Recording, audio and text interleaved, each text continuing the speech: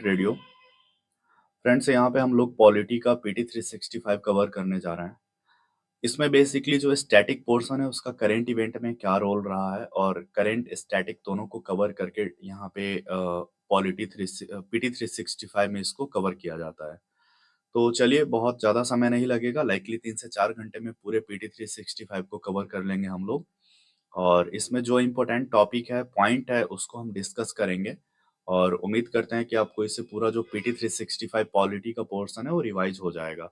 Later on जो polity का update आएगा वो मैं बाद में करवा दूंगा, या तो हो सकता है मैं मंथली के थ्रू करवा दूं या पीटी 365 का जो अपडेट आएगा उसके थ्रू करवा दूंगा। और इकोनॉमी का भी आ चुका है, तो likely by tomorrow I will upload economy video. So without wasting any time, let's start. यहाँ पे कुछ जो भी है आपको टॉपिक है, इलेक्शन से है and important legislature and bill function of the parliament and all. तो ये सब है, ये लोग आप लोग देख लेंगे खुद से। बहुत ज़्यादा कुछ नहीं है, पॉलिटी इजी होता है एनीवेज। तो सबसे पहला जो टॉपिक है, इलेक्शन के ऊपर बात किया गया है। इलेक्शन में साइमल्टेनियस इलेक्शन, ये काफ़ी न्यूज में था इस बार।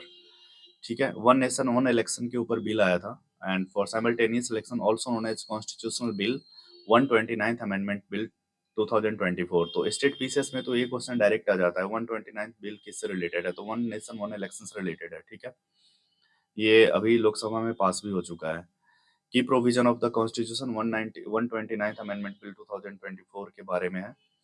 ये इंसर्शन ऑफ न्यू आर्टिकल, ये इंपॉर्टेंट है। यहाँ पे आर्टिकल 82 इंसर्ट किया गया है, इसके बाद आर्टिकल 83 इंसर्ट किया गया है, article 172 and article 327। This is the important point, right? You just have to remember that there are four article 82A, 83 and article 172 and article 327 inserted in by amending this bill, इस bill के through. ठीक है, article 82 में जो है simultaneous election की बात कही गई है लोकसभा में and all state legislative assembly simultaneously. Term of legislative assembly SLA, state legislative assembly will end full term with of the Lok Sabha. जैसे लोकसभा का फुल टर्म इंड होगा 2029 में, उस समय जितने भी स्टेट लेजिस्लेटिव असेंबली है वो सब ऑटोमेटिकली डिजॉल्व हो जाएगी। 83 में बात किया गया है, आर्टिकल 83 में unexpired term, mid term and general election, ठीक है, dissolve before full term of 5 year as a state. State की बात है, उसमें डिजॉल्व हो जाएगा। अब मिड टर्म इलेक्शन होगा, इसके बाद constituted only for unexpired term. इसमें आर्टिकल 172 में बात किया गया है, define unexpired term and full term of state legislative assembly. Amendment of Article 327 is related to power of Parliament to make provision with respect to the election of legislature. Simultaneous election के बारे में कुछ बातें हैं। One nation one election, popularly known as simultaneous election, means general election held for constituting the House of the People and all the legislative assemblies together.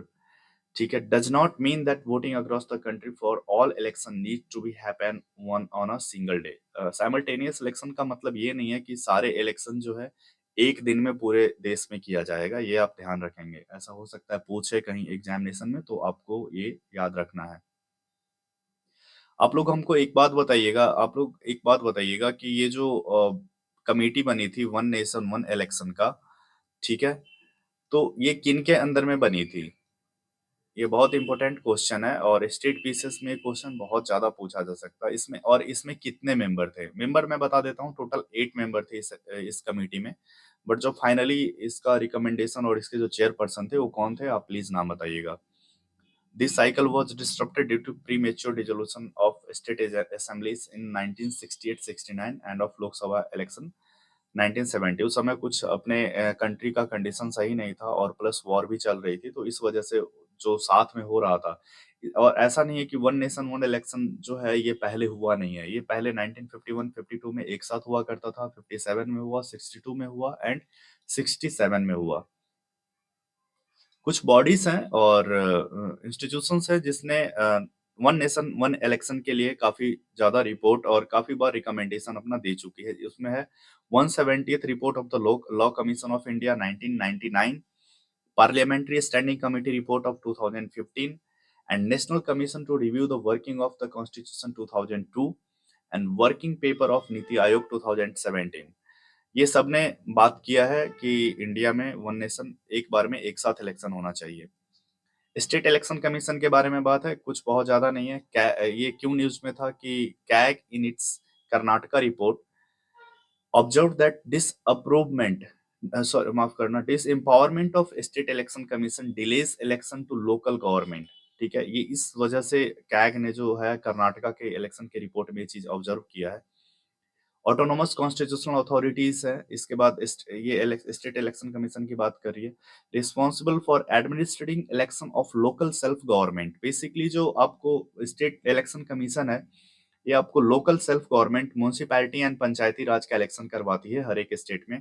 और उससे related जो भी आपको जो रोल होता है, नेम होता है, ये सारा लिस्टिंग, ये सब किसमें कितना सीट होना चाहिए, कौन सा रिजर्वेशन है, ये सब आपको तैयार किया जाता है। ये स्टेट इलेक्शन कमीशन के द्वारा Panchayati Raj election and municipal जो कॉर्पोरेशन का इलेक्शन है उसके लिए 73 एंड 74th अमेंडमेंट एक्ट के थ्रू इसको इंट्रोड्यूस किया गया था and it was recommended by the गार्डियल committee.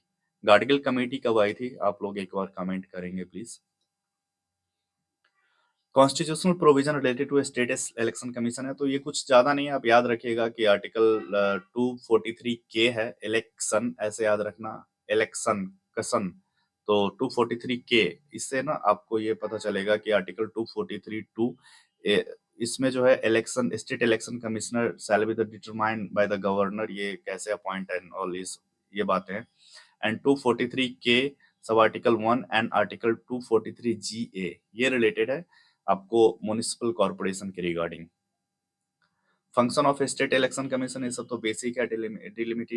डिलिमिटिंग constituencies for local body election and election local for electoral roll for local body election, reservation of seat SC ST OBC, यही जो मैंने अभी बताया आपको, बेसिकली वही सारी चीजें इनका काम है। डिलिमिटेशन कमीशन क्यों न्यूज में था, इसको देखते हैं। Why in news, basically supreme court in Kishore Chandra Chhagan Lal Rathore case 2024, Kishore Chandra Chhagan Lal Rathore case 2024 held that constitutional court have the power to review order of the delimitation commission if any order is manifestly arbitrary। ठीक है, तो basically क्या है कि आप ना डिलिमिटेशन कमीशन के order को आप रिव्यू नहीं कर सकते हैं, बट इसमें एक किशोरी चंद्र छगन लाल राठौर केस में ये कहा गया है सुप्रीम कोर्ट के द्वारा कि constitutional court have the power to review order of the delimitation commission. ठीक है, बेसिक देख लेते हैं डिलिमिटेशन कमीशन के बारे में। Delimitation commission is the process of fixing the number of seat and boundaries of territorial constituencies in each state of Lok Sabha and each state for Lok Sabha and legislative assemblies. Responsibilities of delimitation is assigned to a high power body known as Delimitation Commission or Boundary Commission.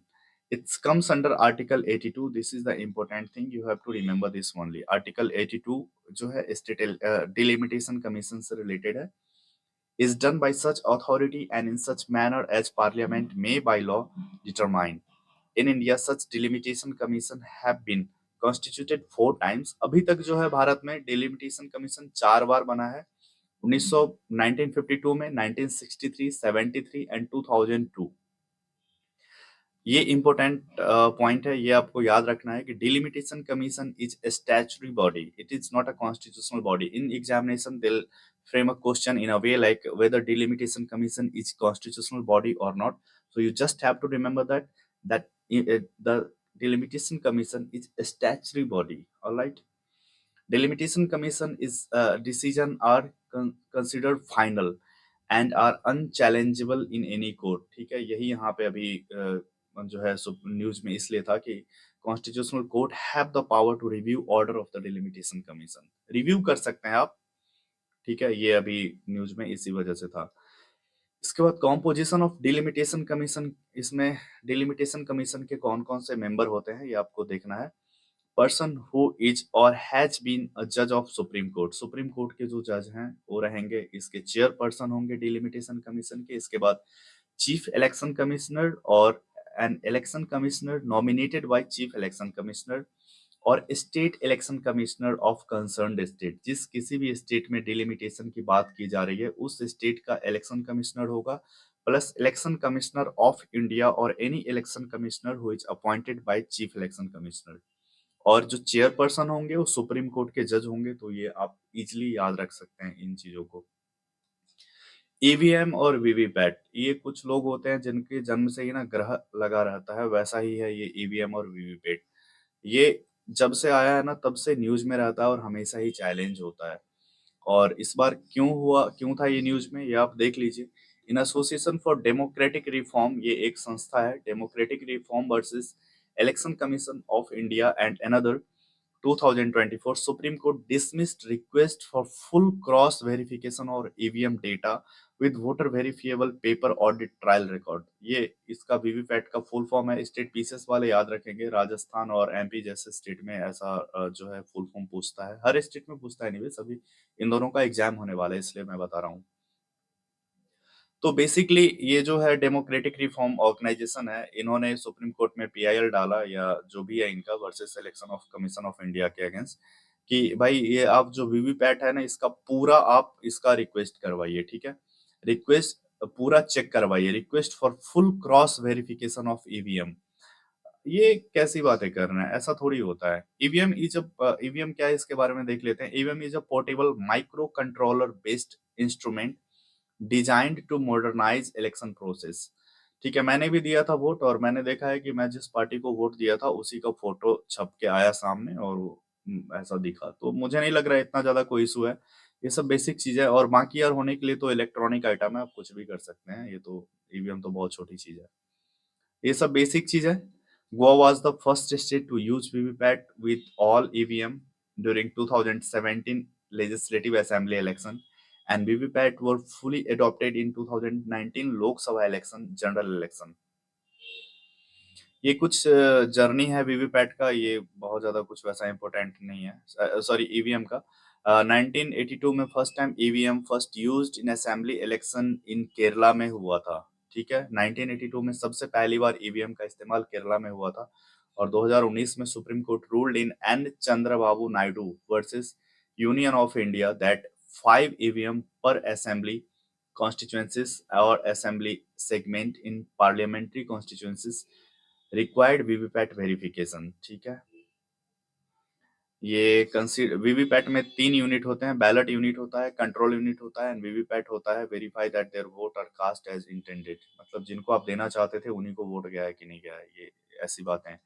Advantage of EVM VVPAT, ये कुछ इसके advantage है। ये जो है ना ये basically आपको प्री में नहीं पूछेगा, ऐसा कुछ हो तो मेंस में देखा जा सकता है, प्री में नहीं ऐसा क्वेश्चन आता है। मॉडल कोड ऑफ कंडक्ट, ये बहुत ज्यादा इंपॉर्टेंट नहीं है, फिर भी देख लेते हैं क्या होता है बेसिकली। इन रिस्पॉन्स, न्यूज में क्यों था ये देखिए। In response to violation of model code of conduct during Lok Sabha election, election commission of India has recently issued directive to political parties and their representative to utilize social media platform ethically। भाई अब social media पे आप किसी को गाली दे रहे हैं, कुछ भी लिख रहे हैं, किसी के बारे में कुछ भी कर रहे हैं, इसलिए इलेक्शन कमीशन ऑफ इंडिया ने बोला कि थोड़ा सा तो आप लोग पॉलिटिकल पार्टी हैं, अपना मोरल और एथिकल वैल्यूज का इस्तेमाल कीजिए और ऐसा नहीं है कि एक दायरे में रह के बात कीजिए भाई। ये सबसे पहले मॉडल कोड ऑफ कंडक्ट 1960 में आया था, was first introduce in state assembly election in Kerala. याद रखना, वीवीपैट भी केरला में हुआ था, ठीक है, ईवीएम भी केरला में हुआ था, माफ करना। और ये मॉडल कोड ऑफ कंडक्ट 1960 में केरला में हुआ था और वीवीपैट 1982, ईवीएम 1982 केरला। नेचर जो है सेट ऑफ गाइडलाइन होता है model code of conduct laid down by ECI in consensus with political parties to govern conduct of political parties and candidate to ensure free and fair election। ये सब बाकी कहने की बात है। बाकी बहुत सारे स्टेट में आप देखेंगे कि क्या होता है मॉडल कोड ऑफ कंडक्ट। यदि आप लोग किसी पॉलिटिकल पार्टी से जुड़े होंगे तो आपको पता होगा बढ़िया से।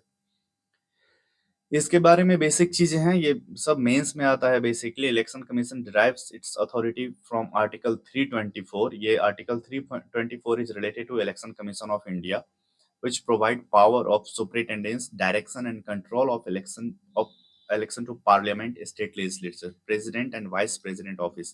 Basically election commission of India जो है ना ये आपको 4 लोगों का इलेक्शन करवाता है, एमपी का, एमएलए का, प्रेसिडेंट का एंड वाइस प्रेसिडेंट का। ये याद रखना। ये कभी पूछा भी है एग्जामिनेशन में कि इलेक्शन कमीशन ऑफ इंडिया क्या पंचायती राज का इलेक्शन करवाता है, तो बहुत ही बिल्कुल गलत है, ऐसा कुछ नहीं होता है। Although Constitution doesn't explicitly mention about the model code of conduct, constitution में मॉडल कोड ऑफ कंडक्ट के बारे में बहुत कुछ मेंशन नहीं है, ये याद रखना। अब पूछेगा क्वेश्चन में कि model code of conduct defined है अपने कॉन्स्टिट्यूशन में, तो ऐसा नहीं है। स्कोप ऑफ एप्लीकेबिलिटी, ठीक है, applies to all political parties, their candidate and polling agents, government in power and all government employees, ठीक है।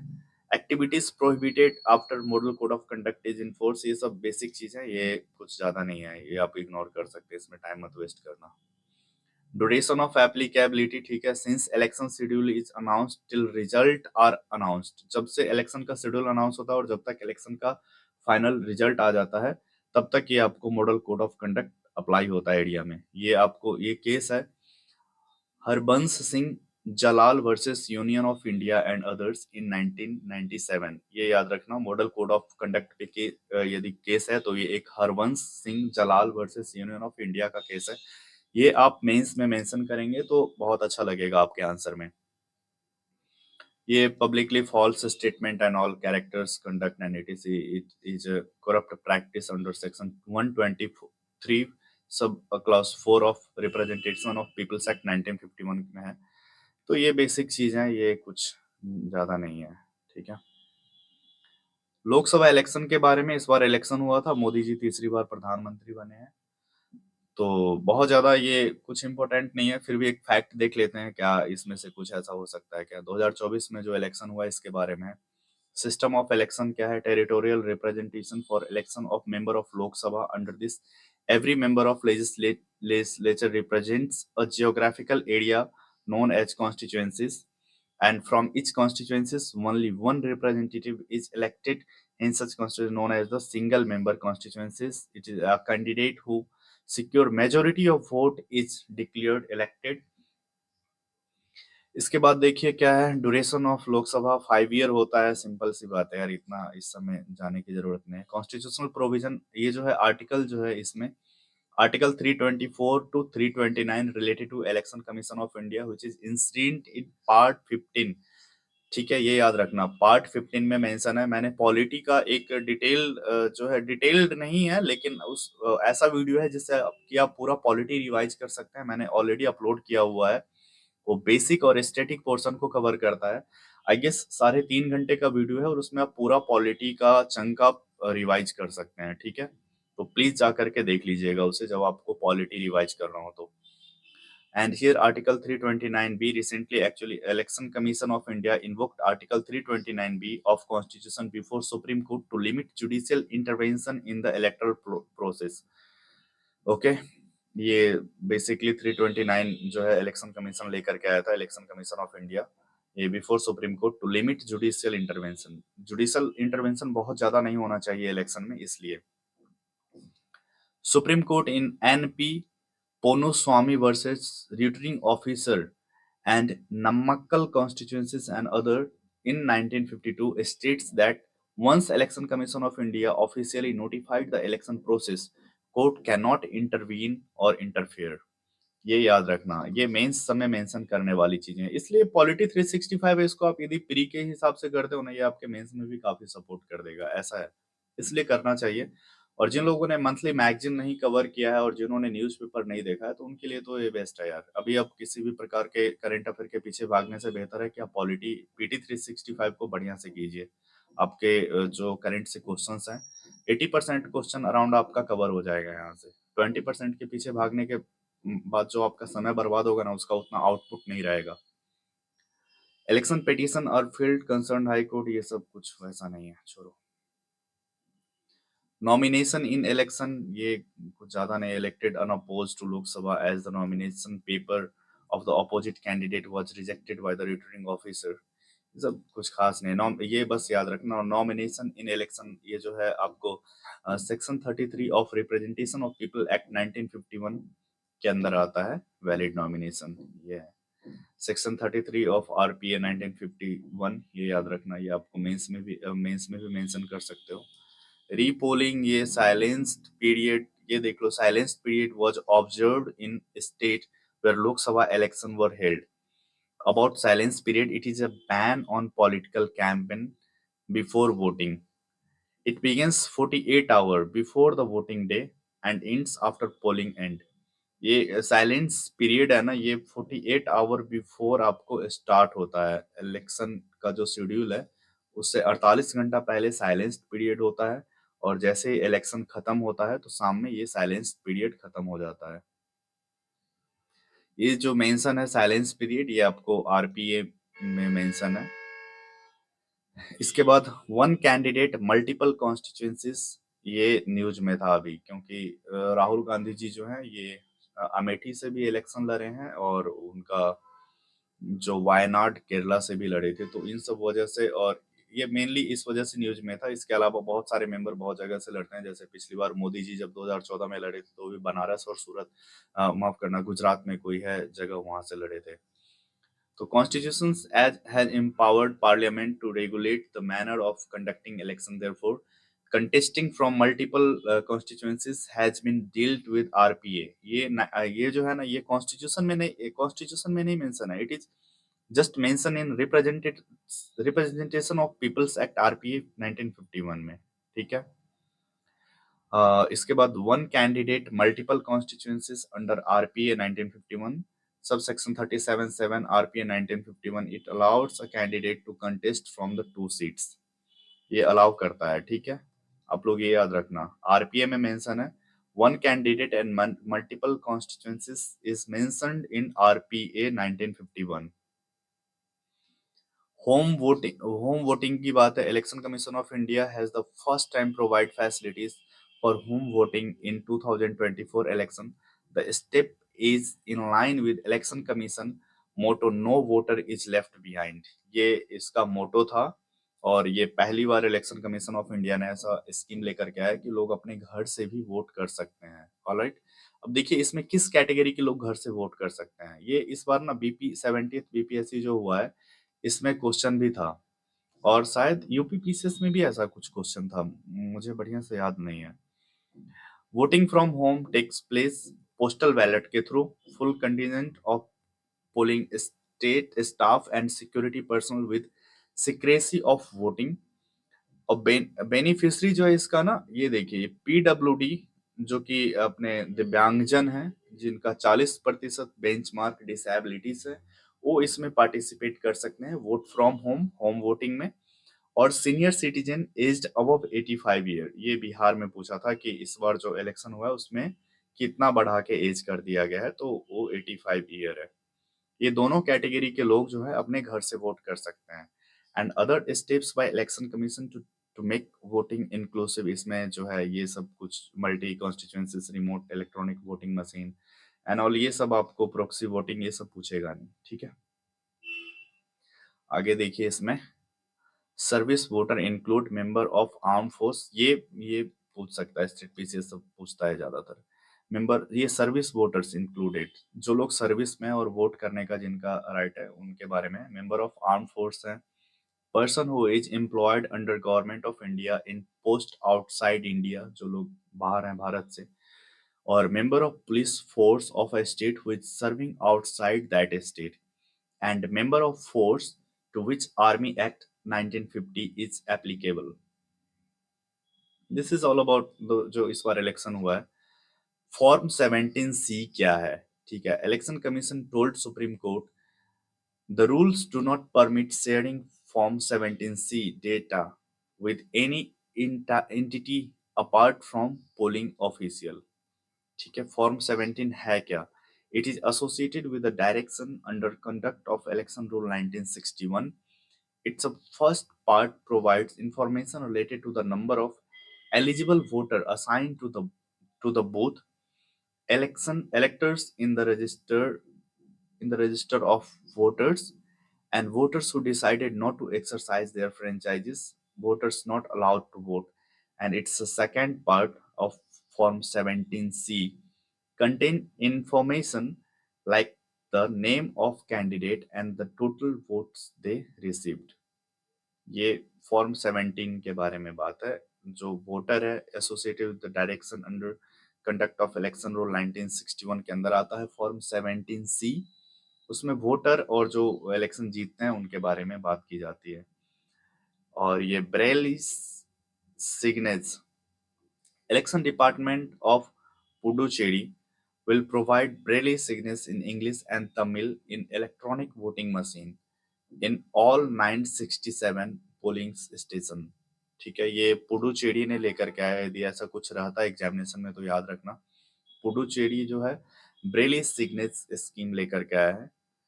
ऑलराइट, इसमें जो है टोटल उन्होंने Braille signage in English and Tamil in electronic voting machine in all 967 polling station पे available होगा।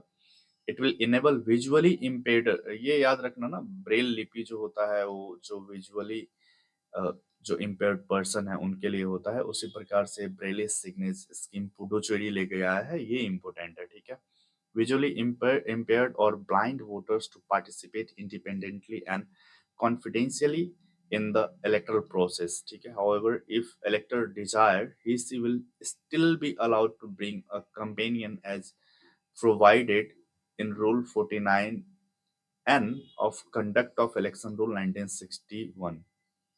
Basically जो लोग विजुअली इम्पेयर्ड है ना, उन लोगों को जब इलेक्शन करने के लिए वोटिंग करने के लिए जाते हैं तो उनके साथ आप किसी अदर पर्सन को भी लेकर के जा सकते हैं अपने साथ में।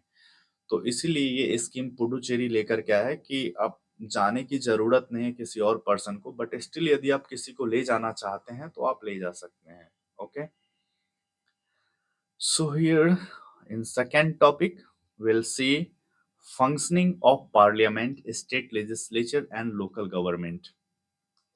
इंटरनल इमरजेंसी के बारे में बात किया जा रहा है। न्यूज में क्यों था? 2024 में mark the beginning of 50th year since imposition of internal emergency on June 25 1975। ठीक है, ये 50वें साल में आप इंटर कर रहे हैं। इंटरनल इमरजेंसी अभी से 50 साल पहले लगाया गया था इंडिया में ऑन 25 जून 1975। इमरजेंसी के बारे में कुछ बातें। Suspension of fundamental right during emergency was incorporated from Weimar constitutions of Germany. ये इमरजेंसी वाला जो प्रोविजन है ना अपने कॉन्स्टिट्यूशन में, ये आपको जर्मनी से लिया गया है। And emergency provision are outlined in article 352 to article 360। ये बेसिक है, ये स्टैटिक पोर्शन है अपना पॉलिटी का। 352 to article 360 and comes under article ये 18 ऑफ द कॉन्स्टिट्यूशन। ये याद रखना, इमरजेंसी में टोटल 9 जो है लेटर्स हैं। ठीक है, और जो इमरजेंसी प्रोविजन जो है इट्स कम्स अंडर जो part 18 of our constitution. Rationale behind incorporation of this provision is to safeguard sovereignty, unity, integrity, and security of our country and democratic political system and constitutions। कितने प्रकार के emergency, ये सब static portion है basically. ठीक है ना, article national emergency article 352, president rule comes under article 356। आप कमेंट करके बताएंगे कि what is differences between article 356 and article 365। And financial emergency comes under article 360। ठीक है, ये सब बेसिक चीजें हैं तो आप लोग देख लेंगे। Procedure of proclamation of emergency की बात की जा रही है। देख रहे हो ना, ये पीटी 365 है, ये करंट इवेंट की बुकलेट है, बट इसमें अपन ना स्टैटिक का भी रिवीजन हो रहा है साथ में। ठीक है, तो proclamation must be approved by both the houses of parliament with in 1 month of its issuance. जब इमरजेंसी लगता है, इन केस मान लीजिए ऐसा कभी ना हो, क्योंकि वो सिचुएशन बहुत सही नहीं होता है किसी भी कंट्री के लिए कि वहां पे इमरजेंसी लगे, बट इफ एनी वेज यदि लगता है तो मान लीजिए कि आपको 1 महीने के अंदर में ना दोनों हाउस को उसको अप्रूव करना होगा। Okay, so if approved, emergency remain in force for six months and can be extended indefinitely with parliamentary approval every 6 months, as per the 44th Amendment Act 1978। Resolution to approve or continue emergency must be passed by a special majority। ठीक है, यहाँ पे ना simple majority की बात नहीं है, special majority होनी चाहिए। each house majority of total membership and at least 2/3 of the member present and voting। special circumstance, if Lok Sabha is dissolved during emergency period without approving its continuation, proclamation survive up to 30 days। and from first sitting of newly constituted Lok Sabha provide the Rajya Sabha has approved its continuation in the meantime. ठीक है, यदि वही बात है कि यदि कोई भी लोकसभा डिसॉल्व हो जाता है इमरजेंसी अप्रूव करने से 30 दिन पहले, तो उस केस में राज्यसभा उसको डिसॉल्व करेगा। जब जो नया लोकसभा की जो बनेगी ना, न्यूली कॉन्स्टिट्यूटेड लोकसभा जो होगा, वो 30 दिन के अंदर यदि उसको कर देता है तो, ठीक है, अप्रूव्ड कर देता है तो। रिवोकेशन जो है, president can revoke the proclamation any time through a subsequent declaration. This does not require parliamentary approval. और जो इमरजेंसी जो है, इसको प्रेसिडेंट के द्वारा कभी भी रिवोक किया जा सकता है और उसके लिए पार्लियामेंट का कोई अप्रूवल की आवश्यकता नहीं होती है। If Lok Sabha passed a resolution to dissolve continuation of emergency, it must be done by a simple majority. Alright, so changes brought after internal emergency through 44th Constitutional Amendment Act। ये basic है यार, मैं चाहता हूँ कि आप लोग देख लेंगे। रिटन अप्रूवल चाहिए होता है, फंडामेंटल राइट जो है वो नहीं। Article 20 and 21 remain enforceable during emergency, पहले ऐसा नहीं था। Term of Lok Sabha back to 5 year from 6 year by amending article 83 and 172। तो ये सब बेसिक है, ये आप देख लेंगे अपने स्टैटिक पोर्शन में, ठीक है। इसके बाद ना, ये एंटी डिफेक्शन लॉ है। ये क्यों न्यूज में था एंटी डिफेक्शन लॉ, ये इसके बारे में देखते हैं। Supreme court dismissed writ petition challenging constitutionality of the 10th schedule. ठीक है, सुप्रीम कोर्ट में चैलेंज किया था किसी ने 10th शेड्यूल के कॉन्स्टिट्यूशनैलिटी, मतलब वैलिडेशन के बारे में, तो उस पिटीशन को सुप्रीम कोर्ट ने जो है डिसमिस कर दिया है। Basically, see what all about anti-defection law. Anti-defection law provide for disqualification of MLA who, after being elected on ticket of a political party, voluntarily give up their party membership। यदि आप मान लीजिए BJP के ticket पे आपने चुनाव जीता है और बीजेपी का आप मेंबरशिप यदि आप खत्म कर देते हैं, आप गिव अप कर छोड़ देते हैं, तो फिर आपको उस केस में डिस्क्वालीफाई कर दिया जाएगा।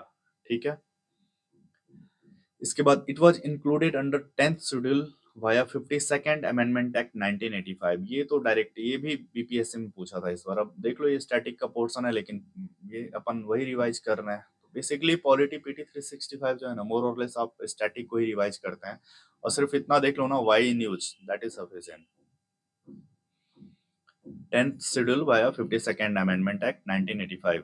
Any question regarding disqualification arising out of the defection is to be decided by the presiding officer of the House, मतलब स्पीकर डिसाइड कर सकता है कि कौन डिस्क्वालीफाई करेगा या नहीं, और इसका जुडिशियल रिव्यू भी होगा। ये 1992 से कहा गया था। Disqualification happen if a member voluntarily give up his party membership or votes abstain to vote in the House contrary to the direction issued by his political party. अब उसके किसी पॉलिटिकल पार्टी ने बोला है कि वोटिंग जो होता है हाउस में किसी बिल पे, उसमें रहने के लिए, या तो वहां से एब्सेंट है या फिर वो किसी और को वोट दे रहा है, दूसरा उसके अगेंस्ट, अपने पार्टी के बिल के अगेंस्ट वोट दे रहा है, उस केस में भी उसको डिस्क्वालीफाई किया जा सकता है। ठीक है, ये है within 15 days an independent member become disqualified if he see join any political party after such an election.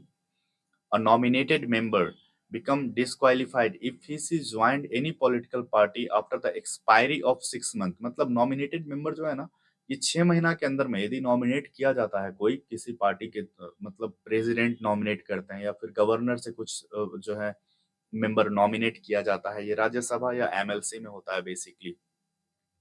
तो उस केस में कोई भी मेंबर है वो 6 महीना से पहले किसी पर्टिकुलर पॉलिटिकल पार्टी को ज्वाइन कर सकते हैं, बट 6 महीना के बाद करेंगे तो जो प्रिजाइडिंग ऑफिसर हैं वो उनको जो है गिव अप करवा देंगे, उनको उनका जो मेंबरशिप है खत्म हो जाएगा।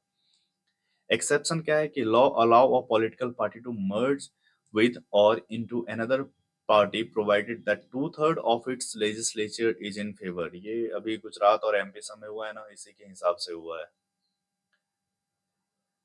ठीक है, तो ये बेसिकली है, आपको टाइम लिमिट होता है, speaker and presiding officer have to decide on anti defection case and judicial pronouncement in context of 10th schedule. इसमें क्या है, किहोतो होलोहन वर्सेस जाचिल्लू 1992 केस में सुप्रीम कोर्ट कहा था कि that speaker decision under anti defection law is subject to judicial review. यही जो मैं अभी आपको बता रहा था, ये भी केस आपको with in a period of 3 month ये सब जुडिशियल रिव्यू से है। इसके बाद प्रोपोर्शनल रिप्रेजेंटेशन क्या होता है, ये न्यूज में क्यों था, इसको देखते हैं। Recently expert in India have called to consider proportional representation for Lok Sabha and state assembly election instead first past the post election system. अभी बेसिकली अपने इंडिया में जो वोट होता है ना, वो इसी मेथड के थ्रू होता है, एफपीटीपी के थ्रू होता है, फर्स्ट पास्ट द पोस्ट। मतलब यदि जिस मेजोरिटी मीनिंग किसी को ज्यादा वोट आ गया, जिसको सबसे ज्यादा वोट आएगा वही जीतेगा, ऐसा सिस्टम है, ये एफपीटीपी होता है। बट बात की जा रही है, recently expert in India have called to consider proportional representation. तो प्रोपोर्शनल रिप्रेजेंटेशन थोड़ा सा लेंदी प्रोसेस है, थोड़ा ज्यादा फेयर प्रोसेस आप कह सकते हैं, बट वो थोड़ा लेंदी है। तो इसलिए जो प्रेसिडेंट ऑफ इंडिया का इलेक्शन है या वाइस प्रेसिडेंट ऑफ इंडिया का जो इलेक्शन है वो प्रोपोर्शनल रिप्रेजेंटेशन के थ्रू होता है, बट जो जनरल इलेक्शन होता है एमपी या एमएलए का, वो आपको एफपीटीपी के थ्रू होता है। ये सब कुछ बेसिक डिफरेंसेस हैं, differences between FPTP and proportional representation. ये डायरेक्ट इन्होंने लक्ष्मीकांत से कॉपी पेस्ट किया हुआ है यहाँ पे जो है, ठीक है। ये एफपीटीपी जो है सिर्फ इंडिया में ही नहीं होता, यूएसए में भी होता है, ब्रिटेन में भी होता है, कनाडा, इंडिया, हर जगह होता है। और जो प्रोपोर्शनल रिप्रेजेंटेशन है बेसिकली छोटे कंट्री में, इजराइल एंड नीदरलैंड जैसे कंट्री में होता है। ज्योग्राफिकल यूनिट मैटर करता है, स्मॉल ज्योग्राफिकल कंट्रीज में ये जो एफपीटीपी है इसको छोटे छोटे कॉन्स्टिट्यूंसीज में जैसे कि डिवाइड करके देखते हैं, अपने यहाँ इलेक्शन किया जाता है। बट प्रोपोर्शनल रिप्रेजेंटेशन के थ्रू जो है ना, large geographical area are also demarcated as constituencies, ठीक है। रिप्रेजेंटेशन है, every constituencies elect one representative, और यहाँ पे क्या है कि more than one representative may be elected from the constituencies. अब वही पार्टी, बहुत सारे पार्टी की इलेक्शन वहां से कैंडिडेट आ सकता है निकल के, ऐसा सा होता है प्रोपोर्शनल रिप्रेजेंटेशन में। फेयर ज्यादा है लेकिन चैलेंजेस ज्यादा हैं प्रोपोर्शनल रिप्रेजेंटेशन के थ्रू इलेक्शन करवाने में। वोटिंग प्रोसेस जो है, voter votes for a candidate और यहाँ पे voter votes for a party, तो समझ रहे हैं ना, अब लार्ज स्केल पे वोटिंग कर रहे हैं। सीट डिस्ट्रीब्यूशन जो है, a party may get more seat than voter in legislature, और यहाँ पे है कि even party gets seat in the even party gets seat in the legislature in proportion to the percentage of voter. तो ये सब बेसिक है आपको प्रोपोर्शनल रिप्रेजेंटेशन के बारे में। ये आप देख लेना, बाकी ये बहुत ज्यादा कुछ नहीं है, ये सब से उतना नहीं आएगा। वाइडली ये ध्यान ध्यान रखना है कि that not favourable in our India, और अपना जो मेनली ये याद रखना है कि honourable president and honourable vice president of India का जो इलेक्शन है ये प्रोपोर्शनल रिप्रेजेंटेशन के थ्रू ही होता है, but general election FPTP mode के थ्रू होता है, ठीक है। सिंगल ट्रांसफरेबल वोट है, लिस्ट सिस्टम होता है, इसके बाद मिक्स्ड मेंबर प्रोपोर्शनल रिप्रेजेंटेशन होता है। Alright, next is parliamentary committee. ये बेसिक अपन पढ़ते हैं ना, वही लक्ष्मीकांत में पार्लियामेंट्री कमिटी क्या होता है। Why in news, because of Lok Sabha moved motion to form the public account committee and estimate committee. Lok Sabha moved motion to form the public account committee and estimate committee. Estimate committee में कितने member होते हैं, please आप हमें comment करके बताएंगे। इसके अलावा है कि अबाउट पार्लियामेंट्री कमेटी क्या होता है, ये सब बेसिक जो अपन पढ़े हैं। It means a committee which is appointed or elected by the house or nominated by the speaker and which works under the direction of a speaker and it presents its report to house or speaker and secretariat for which it provides the Lok Sabha secretariat. Public account committee have their origin in the British parliament. ये याद रखना, ज्यादातर ऐसा कुछ हो सकता है question पूछे, बहुत ज्यादा अभी तक यही पूछता है कि कितने मेंबर है, कहाँ कहाँ से आते हैं, ठीक है।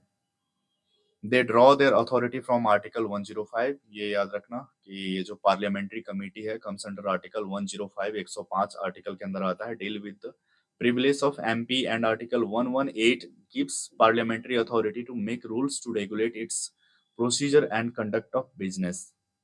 All right.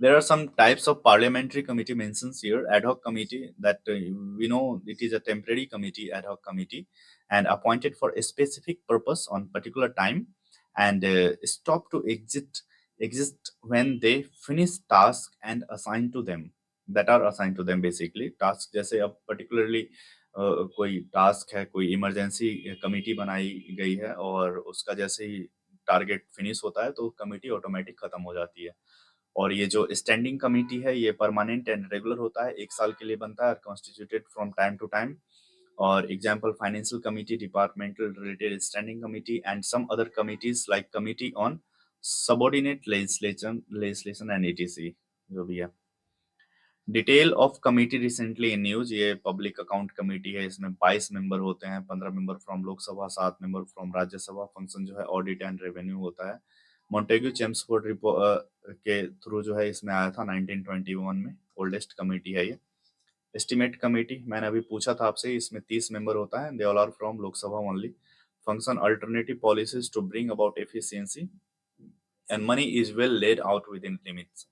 Parliamentary committee on official language इसके ऊपर है re elected and chairperson of the पार्लिया union home and corporation minister anonymously Amit Shah जो है ऑनरेबल होम मिनिस्टर अभी अपने तो उनको वापस अपॉइंट किया गया है इनको इलेक्ट किया गया है ठीक है anonymously reelected as the chairperson of parliamentary committee on official language जो हमेशा ऐसा ही होता है बेसिकली होम मिनिस्टर जो होते हैं ना वही इसके चेयरपर्सन होते हैं ये आपको ऑफिशियल लैंग्वेज एक्ट 1963 के आता है तो ये याद रखना है committee of privilege of Rajya Sabha जो है इसमें privilege committee of Rajya Sabha held 12 opposition MP guilty of misconduct for disrupting house proceedings ये याद रखिएगा about committee of privilege in of Rajya Sabha ये इसमें 10 members nominated by the Rajya Sabha chairman ये याद रखना इसमें 10 मेंबर होता है ये उससे ज्यादा नहीं ये कैबिनेट कमेटी काफी इंपॉर्टेंट है union government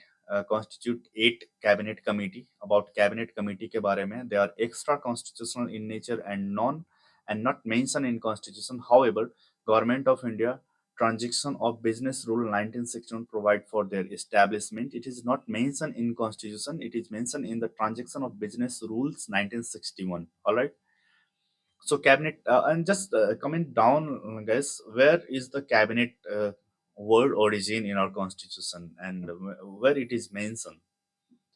Okay, so the cabinet makes us use of committee system to facilitate decision making in specific areas, political affair committee, economic affair committee, and all. Next is secretariat of the parliament, and ये news में क्यों था? As the parliament completes 75 साल 75 year, parliament secretariat has been the custodian of procedure, president and legislative knowledge of the two houses.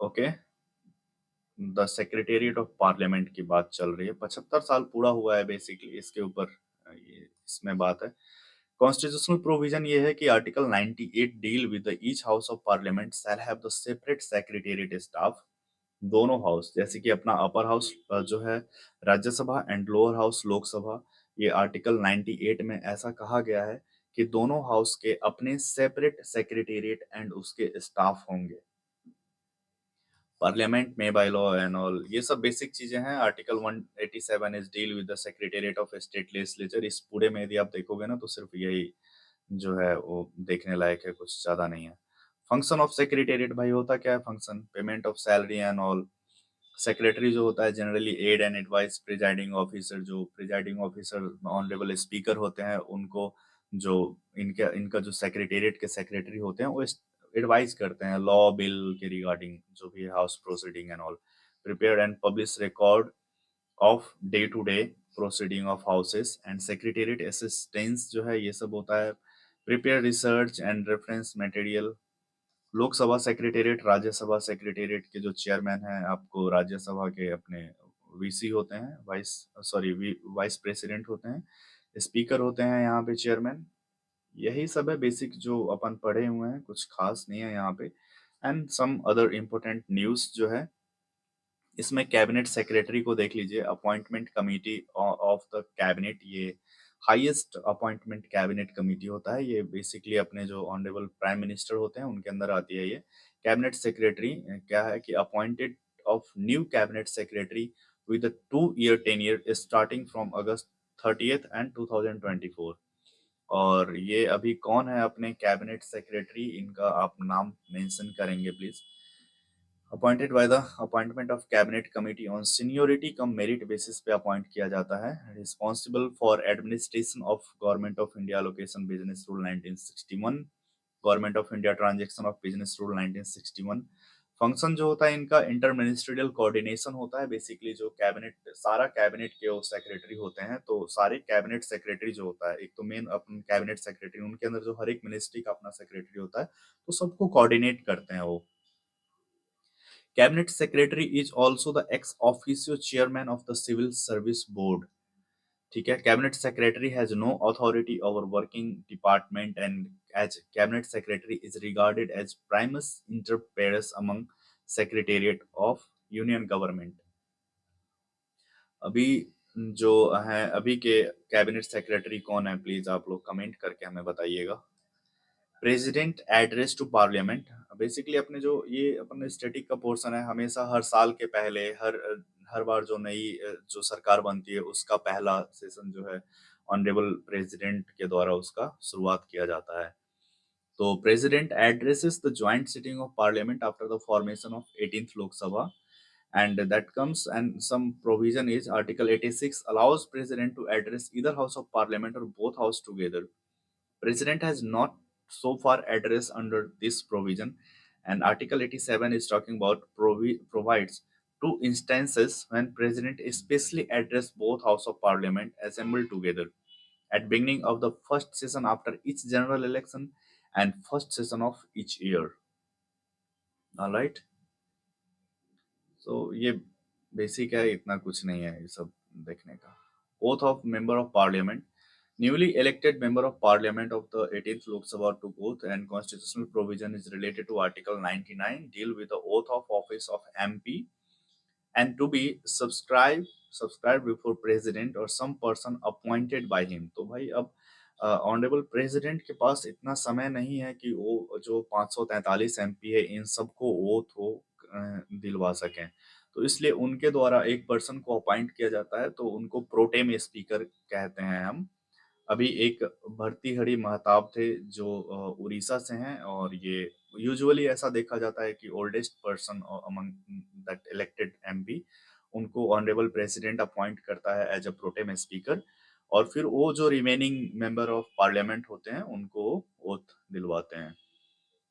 Term of oath is provided in the third schedule of our constitution. Article 104 provides penalty for member if he see seats in the house without the oath. ठीक है, इसके बाद oath can be subscribed in English or any of the 22 schedule language. तो अभी जो है बिहार के पप्पू यादव, उन्होंने मैथिली में शायद ओथ लिया था, पूर्णिया से है वो, इंडिपेंडेंट एमपी हैं, काफी न्यूज में रहे थे प्रोटेस्ट सबको लेकर के भी। Issue issues related to constitution, constitution related जो इशूज है ना उसका डिस्कशन है। सिटीजनशिप पहला टॉपिक है, न्यूज में क्यों था इसको देखते हैं। न्यूज में था यार, ये देखो अभी अराउंड 1 घंटा हुआ है और 1 घंटे में हमने 17 पेज डिस्कस कर लिया है और टोटल 65 पेज आई गेस है, तो 3 घंटा में हो जाना चाहिए।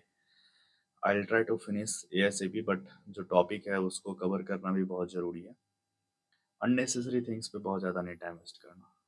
So why citizenship in is in news currently. So reason behind citizens constitution bench of Supreme Court upheld validity of section 6A of Citizenship Act 1955। ठीक है, upheld मतलब जो है एज इट इज सही है ऐसा।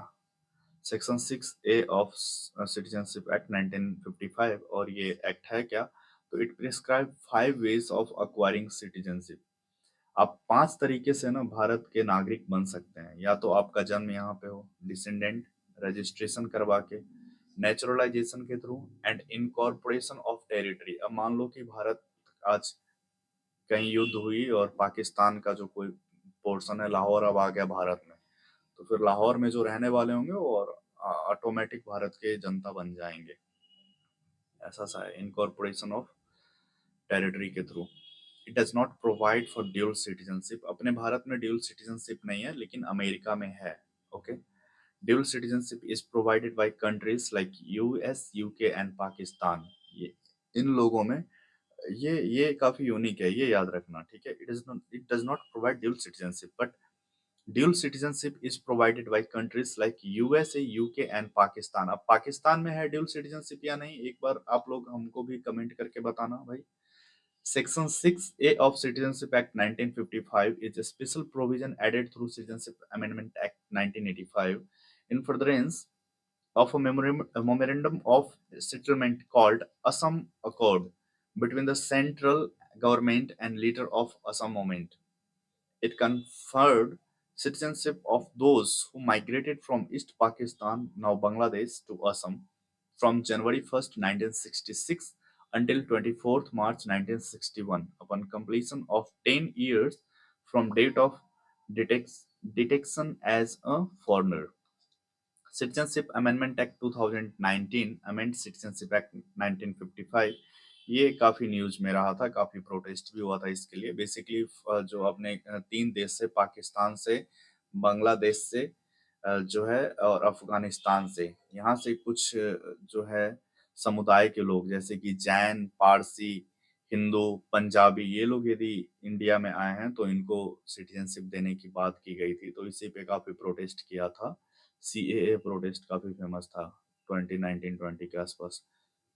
Supreme court overturn the decision of Assam foreigner tribunal and declared a resident of a state as Indian citizen. ठीक है, तो ये सब बेसिक है, कुछ ज्यादा नहीं है, आप देख लेंगे एक बार, कुछ खास नहीं है, यहाँ से बहुत ज्यादा क्वेश्चन नहीं बनने वाला है। सिटीजनशिप अमेंडमेंट रूल 2024, इसमें कहा गया है कि minister of home affair has amended citizenship rule 2009 and notified citizenship amendment rule 2024 to enforce citizenship amendment act 2019। ये अब भी इन्फोर्स हुआ है, 2019 वाला रूल। इसमें यही जो मैं आपको बताया था कि एलिजिबिलिटी है to apply citizenship by registration naturalization, one must be a person of Indian origin, married to an Indian citizen, a minor child of Indian citizen, a person whose parents are registered as an Indian citizen, and person or either of his parents was a citizen of independent India, registered as overseas citizen of India card holder. Other qualification for citizen by naturalization, present an affidavit verify। इसके बाद क्या है, correctness of statement made in application and all, affidavit and all, adequate knowledge of one of language listed in eighth schedule. ये सब कुछ requirement है आप यदि इंडिया के, भारत के नागरिकता चाहते हैं तो। प्रूफ ऑफ नेशनैलिटी, ये सब है, 20 डिफरेंट डॉक्यूमेंट चाहिए होता है। Renouncing citizenship of another country, आप दूसरे कंट्री का आपको जो सिटीजनशिप है छोड़ना पड़ेगी यदि आप भारत का सिटीजन बनना चाहते हैं तो। अबाउट सिटीजनशिप अमेंडमेंट एक्ट 2019, इसमें यही है, जो these are Hindu, Sikh, Buddhist, Jain, Parsi and Christian. ये अफगानिस्तान, बांग्लादेश और पाकिस्तान से जो इंडिया में आए हैं 31 दिसंबर 2014 से पहले, उनको दिया जाएगा। They are not in certain tribal area, और वो लोग असम, मेघालय, मिजोरम, त्रिपुरा में नहीं होने चाहिए, तो उन लोगों को भारत का नागरिकता दिया जाएगा।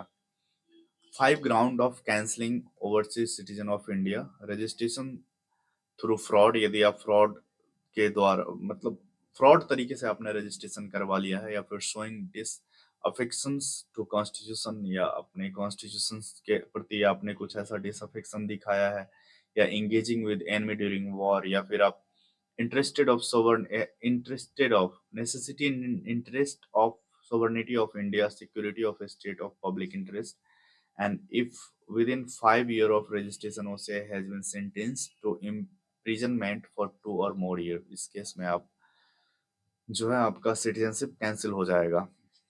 Overseas citizen of India, Laxmikanth में 2-3 पेज है इस पे, यहाँ पे देख लीजिए क्यों था न्यूज में। Ministry of external affair has dispelled concern regarding overseas citizen of India cardholder being reclassified as foreigner, confirming that the existing OCI rules remain unchanged.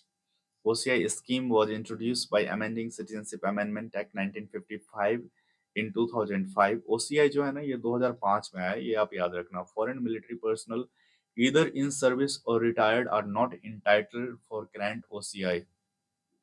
Foreign military person, ये बेसिकली सिक्योरिटी चैलेंज के लिए ऐसा किया गया है कि internal security होना चाहिए ना भाई। अब कोई फॉरेन मिलिट्री के नाम पे आप कोई एजेंट हैं, स्पाई हैं, तो उन लोगों को आप नहीं दे सकते हैं ना।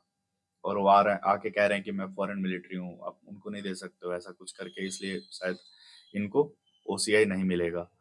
Person of Indian origin and OCI card holder have been merged under one category of OCI in 2015. Okay, now eligibility for OCI card holder जो है, इसके बारे में ये कुछ ऐसा ही है। ये ओसीआई से बहुत कम क्वेश्चन पूछा जाता है, कुछ ज्यादा इंपॉर्टेंट नहीं है। बेनिफिट ऑफ ओसीआई ये सब कुछ ऐसा नहीं यार। ये आप लक्ष्मीकांत में जब रिवाइज करोगे ना, वहां पे देख लेना। उसको पीटी 365 में इतना क्यों टाइम वेस्ट करना। आप इसको भी रिवाइज करोगे, उसको भी रिवाइज करोगे, दो दो बार समय की बर्बादी। Not make any sense. Well here, reservation and affirmative action क्या होता है? ये अफर्मेटिव एक्शन को ही रिजर्वेशन ऐसे कहते हैं, ठीक है ना। ये विदेश में, जैसे अमेरिका में इसको ना अफर्मेटिव एक्शन कहा जाता है। Why news, recently growing number of US state have been imposing restriction or ban on diversity programs on university campus. अभी इसराइल के अगेंस्ट जो प्रोटेस्ट चल रहा था ना, ये वहां से आया है ये news. Affirmative action is their positive step, ये याद रखना। Affirmative actions is are positive steps taken to increase representation of certain historically oppressed group in the society in areas of education, employment and all। ये वही है कि comparison of affirmative action in India and USA. ये basically आप polity में देख लेंगे, कुछ ज्यादा नहीं है इसमें। सब क्लासिफिकेशन ऑफ शेड्यूल कास्ट का सब क्लासिफिकेशन के लिए सुप्रीम कोर्ट ने कहा है। अभी supreme court in state of Punjab and other versus Davinder Singh and other case held that sub-classification of scheduled caste is permissible to grant separate quota for more backward within the scheduled caste category। ये main news में है। अब इसके ज्यादा कुछ ज्यादा नहीं है, सब आप पॉलिटी में देख सकते हैं। Scheduled caste notified under Article 341 सब आर्टिकल 1 are heterogeneous group है of caste, races of or tribes with varying degree of backwardness। All right, एक मिनट यार, मैं पानी पी रहा हूँ, ठीक है? आप लोग भी पी सकते हैं।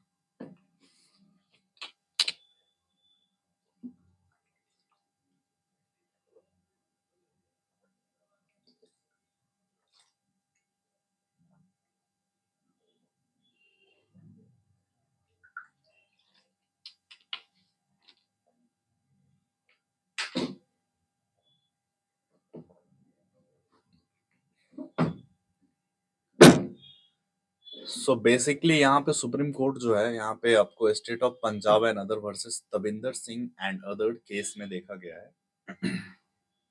Supreme Court basically held that subclassification of scheduled caste is permissible, okay, to grant separate quotas for more backward within the scheduled caste categories। तो ये सब है, और इसका शेड्यूल कास्ट कैटेगरी का क्या अपने संविधान में है, उसके रिगार्डिंग कुछ बेसिक बातें हैं।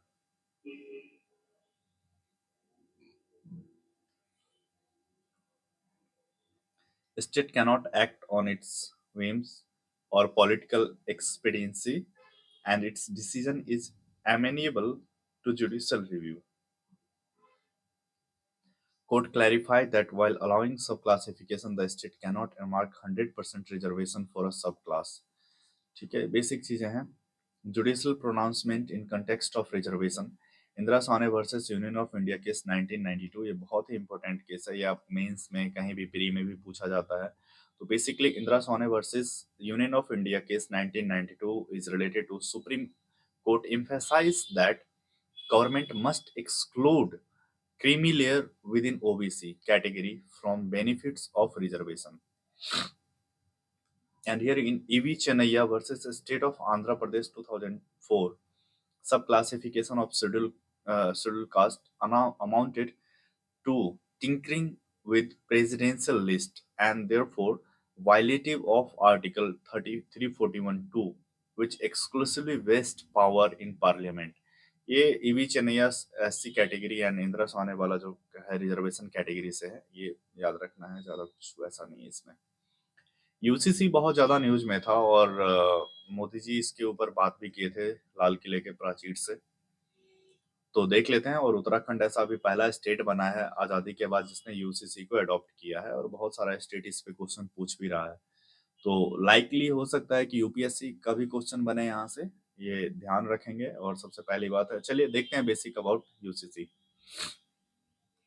Recently, Chief Minister of Uttarakhand announced that the Uniform Civil Code will be implemented in state from January 2025। मतलब इम्प्लीमेंट हो चुका है जनवरी से। Background of UCC pre independence period में देखेंगे तो लेक्स लोकी रिपोर्ट, ठीक है, Lex Loci report uniformity in codifying Indian law related to offense, evidence, and contracts, Muslim and Hindu personal law should not codified। ये lex law की report में कहा गया था। और let next BN Rau committee codified Hindu law which would give equal right to women. And after independence मतलब post India period में क्या हुआ है कि special marriage act 1954 provision for civil marriage for people of India and all Indian nationals in foreign countries.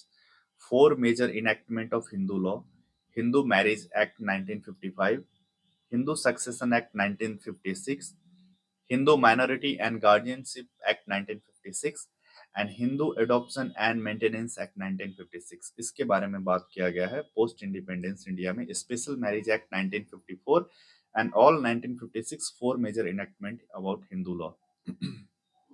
About UCC इसका देख लेते हैं, थोड़ा इंपॉर्टेंट है। It refers to the unitary system of personal law applicable to all irrespective of religion.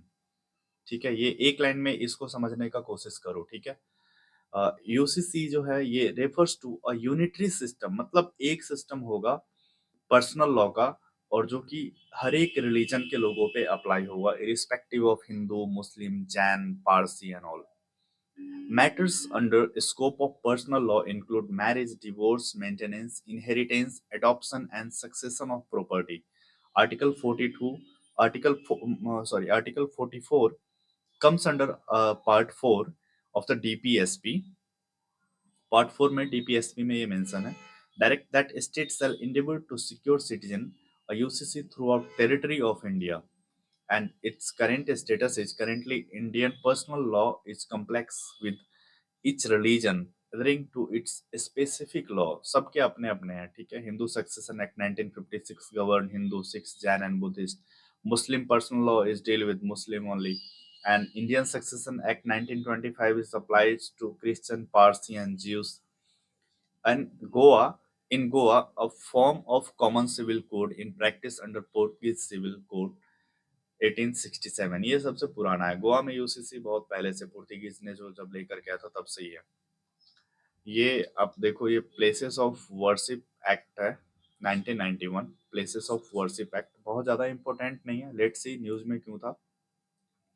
Supreme court barred civil code nation wide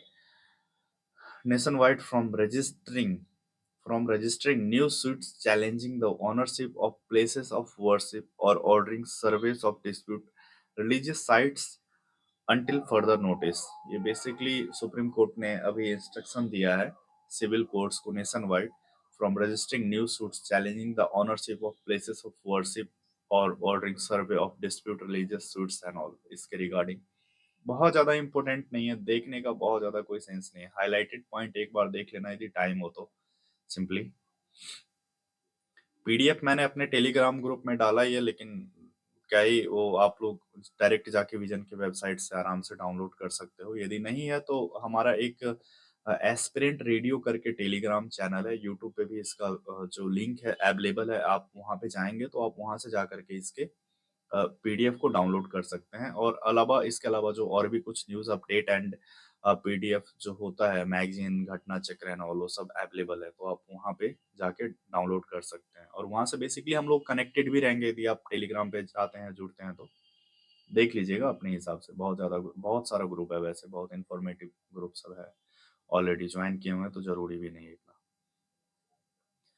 preventive detention किस article में आता है बताइए भाई कमेंट करके। प्रिवेंटिव डिटेंशन में क्या बात न्यूज में क्यों था, तो ये देखते हैं। तो ये जसीला साजी versus union of India case 2024।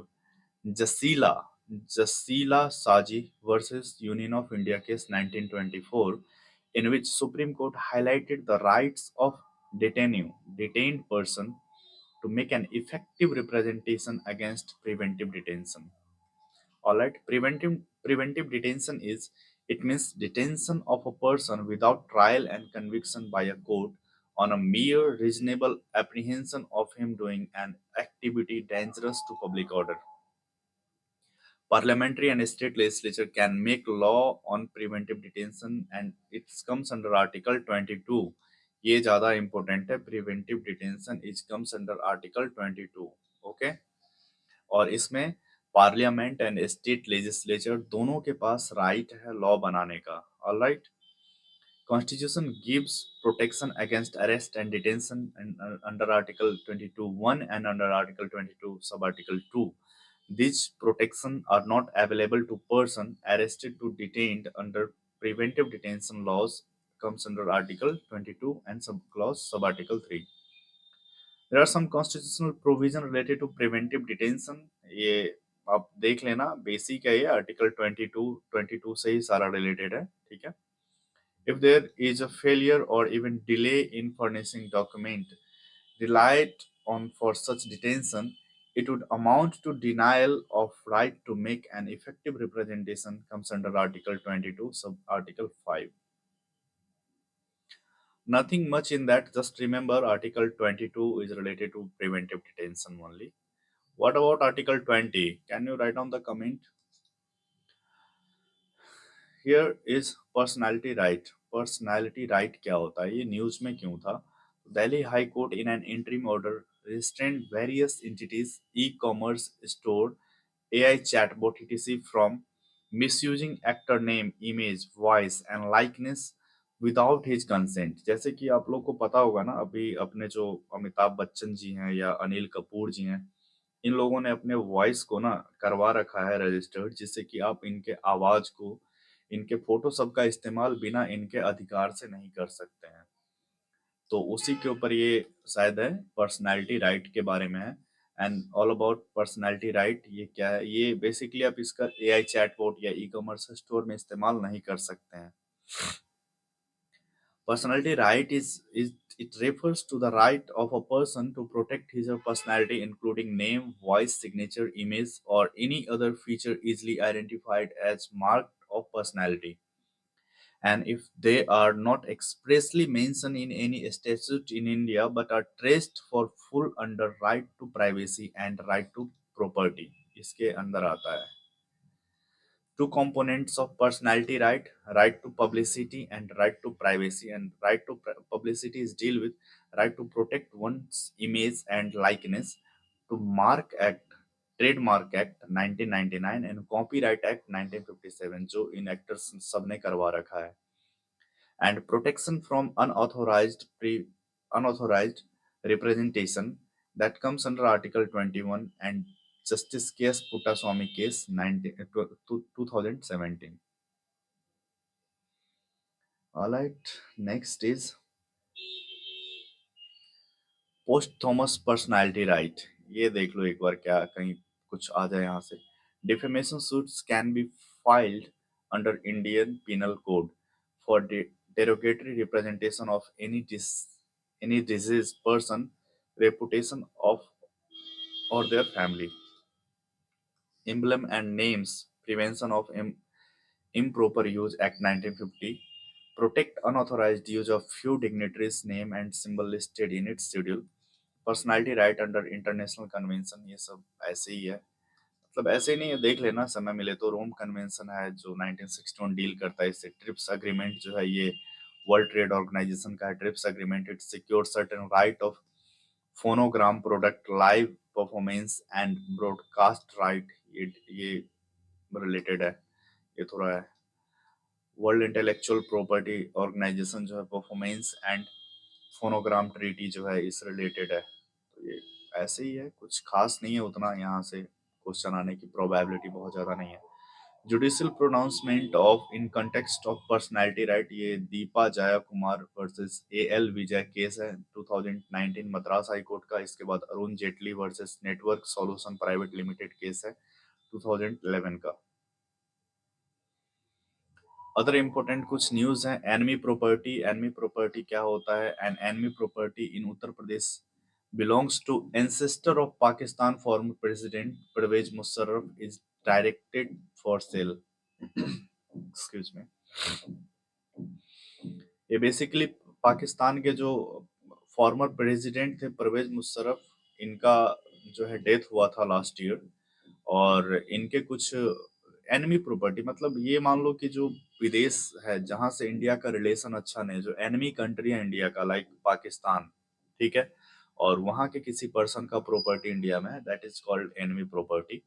About enemy property, Enemy Property Act 1960 defined an enemy as a country and its citizen that committed external aggression against India, Pakistan and China। China के साथ आजकल थोड़ा रिलेशन ठीक हो रहा है, लेकिन वो ठीक के या ये कुछ क्या है, डिप्लोमेटिक है, वो कुछ कह नहीं सकते हैं।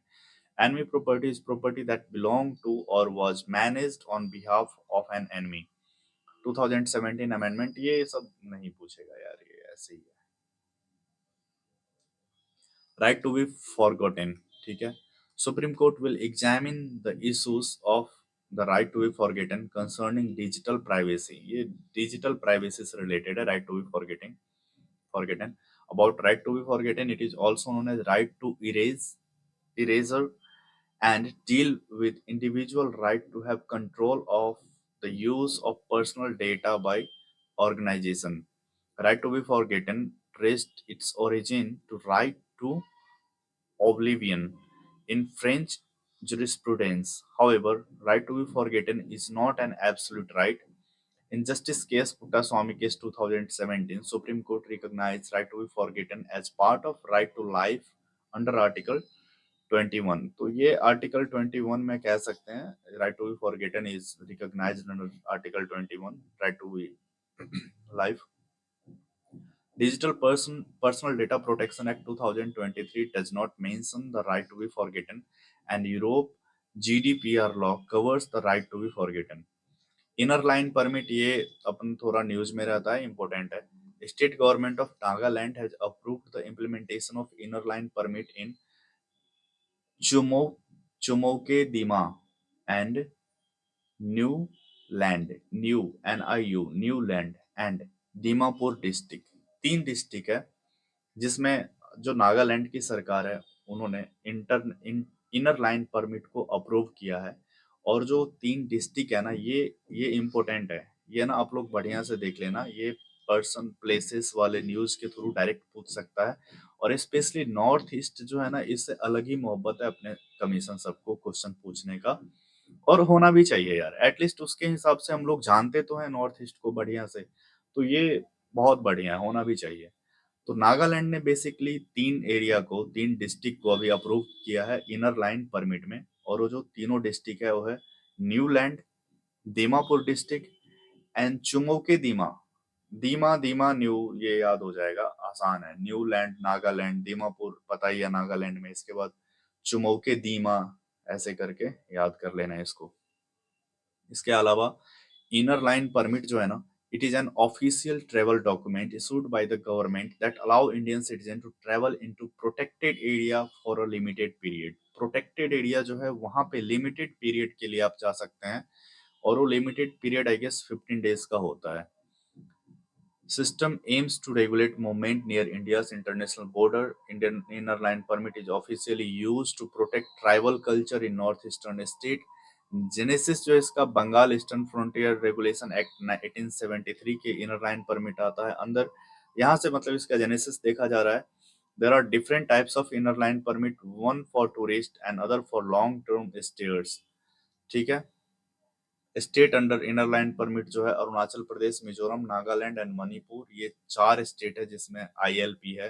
And not eligible for ILP जो है एनआरआई, नॉन रेजिडेंशियल इंडियन जो है उसके लिए एलिजिबल नहीं है, इनर लाइन परमिट उनको नहीं दिया जाएगा। Indian who are staying out abroad or more than 6 month, PIO card holder भी एलिजिबल नहीं है, and OCI card holder, overseas citizen of India card holder भी एलिजिबल नहीं है। they'll have to apply for a regular protected restricted area permit, इसके बाद वो रह सकते हैं अब वहाँ पे। प्रोटेक्टेड एरिया परमिट ये सब देख लेना, अपने लक्ष्मीकांत में भी कवर किया गया है। ठीक है, ये सब क्या है यार, विजन गाइड है। सेंटर स्टेट रिलेशन है यार, इम्पोर्टेंट टॉपिक है ये, फिजिकल फेडरलिज्म। रिसेंटली न्यूज में क्यों था, क्योंकि some states have moved to supreme court against the centre for disputes over sharing of financial resource by the central government. ये एक हमेशा का इन लोगों का अपना आपसी विवाद है। ठीक है, ये स्टेट सेंटर, सेंटर स्टेट, ये लोग मूव करते रहते हैं सुप्रीम कोर्ट में। फिजिकल फेडरलिज्म ये टॉपिक जो है ना, ये स्टैटिक का कंप्लीट टॉपिक है, स्टिल देख लेते हैं न्यूज में क्यों था। ठीक है, it refers to how federal state and local government share funding and administrative responsibilities within India's federal system, and constitutional provision is defining India's fiscal federalism arrangement.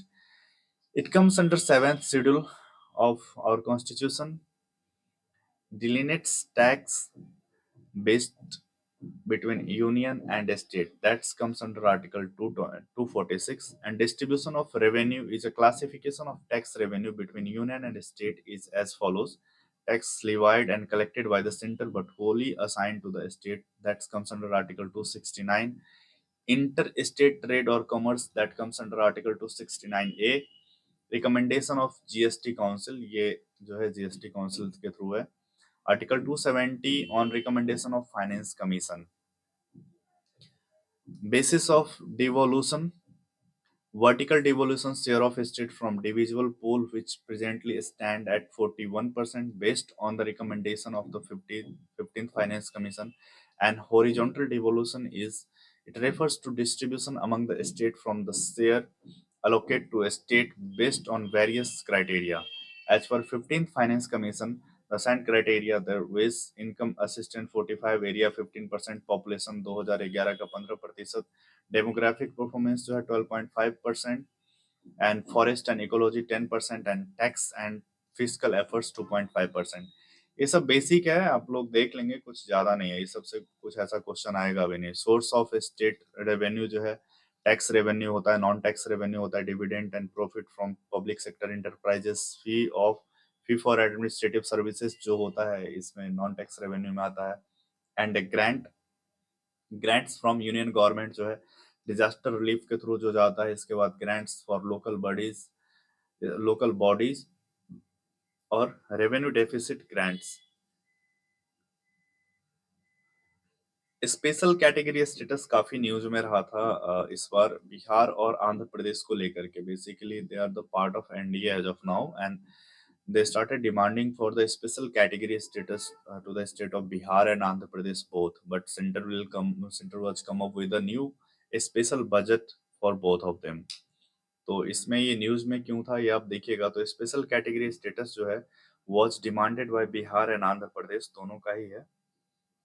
ठीक है, और ये बेसिकली यहाँ से कुछ प्री में तो क्वेश्चन नहीं आने को बनता है, बट स्टिल आप देख लीजिए कि क्या होता है क्राइटेरिया स्पेशल कैटेगरी स्टेटस का। तो special category status is a classification given by centre to assist in development of those state that faces geographical and social economic disadvantage.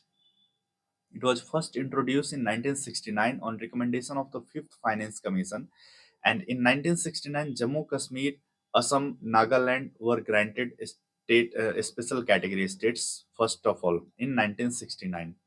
Later, Sikkim, Tripura was also added, and special category states used to receive grants based on Gadgil Mukherjee formula। ये important है, Gadgil Mukherjee formula जो है ना, ये important है।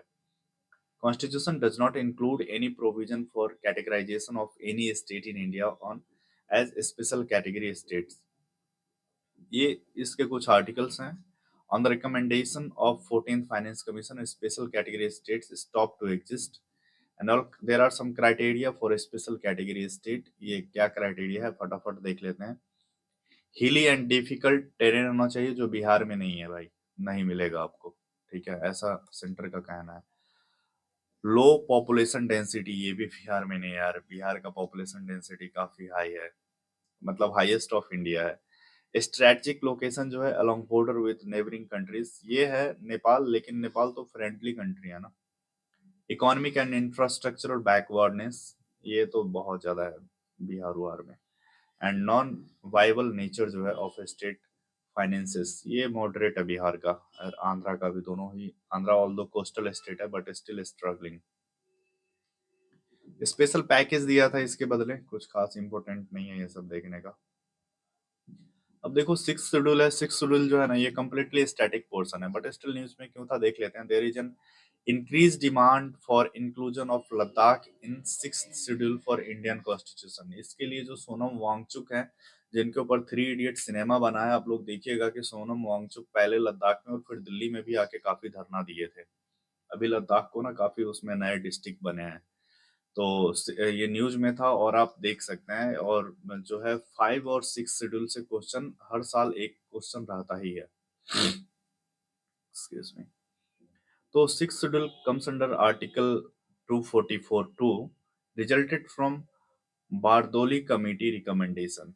ये जो है ना बारदोली कमेटी, ये इंपॉर्टेंट है। बारदोलोई, बारदोलोई कमेटी, ठीक है। बारदोलोई कमेटी जो है ये याद रखना, बारदोलोई कमेटी, इसके थ्रू ये सिक्स शेड्यूल आया था, रिकमेंड किया गया था इनके through.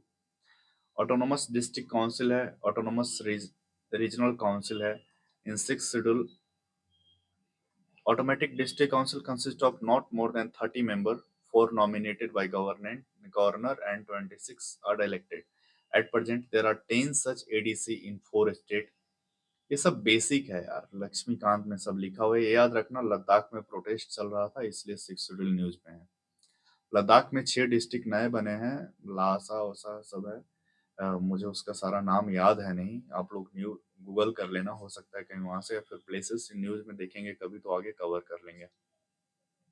Applicability power, administrative body and PESA act जो है एप्लीकेबल है सिक्स शेड्यूल में, और नॉन फिफ्थ शेड्यूल में एप्लीकेबल है और सिक्स शेड्यूल में एप्लीकेबल नहीं है। ये फिफ्थ और सिक्स दोनों शेड्यूल का डिफरेंसेस है, बेसिक है, कुछ ज्यादा नहीं है। Formation of new state news में क्यों है, क्योंकि recently 2 June mark as the 10 year of formation of Telangana state. ये कुछ ऐसा खास नहीं, आर्टिकल 3 एंड ऑल ये सब देखने का कोई सेंस नहीं है, सब पुराना न्यूज है, पूछेगा भी नहीं। Judicial pronouncement related to the reorganization of a state, Berubari union case 1960, ये बांग्लादेश उस समय पाकिस्तान हुआ करता था उससे रिलेटेड है। And does not cover cession of Indian territories to foreign countries, and Indian territories can be seized to a foreign state only by amending constitution under the Constitutional Amendment Act Article 368. Consequently, Ninth Constitutional Amendment Act 1960 was enacted to transfer certain territory of Pakistan. State reorganisation committee, committee जो है S के धर committee है, ये सब तो first chapter of polity का I guess, वो जो स्टेट वाला है उसी में आता है। एस के धर कमेटी 1948, इसके बाद JVP committee, Fazal Ali committee, यहाँ से चीजें चेंज होती है। Fazal Ali commission 1953 identified 4 factor for state reorganization on preservation and strengthening of unity and security of country, linguistic and cultural homogeneity, and financial, economic, and administrative consideration, planning and promotion of welfare of people and nation as a whole. Fazal Ali Commission recommended for formation of 14 state and 6 union territories. Parliament implemented its recommendation through Constitutional 7th Amendment Act 1956. Okay, just remember that these three committee are very important, especially state PCS are used to ask this question. So in judiciary, now we'll see about judiciary. Judiciary, why alternative dispute resolution was in news? Because Supreme Court has launched online mediation training web portal. ये क्या है ना, alternative dispute resolution है, एक ADR होता है। तो इसमें अभी सुप्रीम कोर्ट ने लॉन्च किया है online mediation training web portal. तो ये न्यूज में क्यों था, it is developed collaboratively by NLSA, national NALSA and mediation and conciliation project committee, MPCP, ये दोनों ने इसको लॉन्च किया है, ये याद रखना, ठीक है। नालसा ने और मेडिएशन एंड कॉन्सिलिएशन प्रोजेक्ट कमिटी दोनों ने मिल करके ऑल्टरनेटिव डिस्प्यूट रेजोल्यूशन कमिटी का जो है वो प्लान किया है, लॉन्च किया है।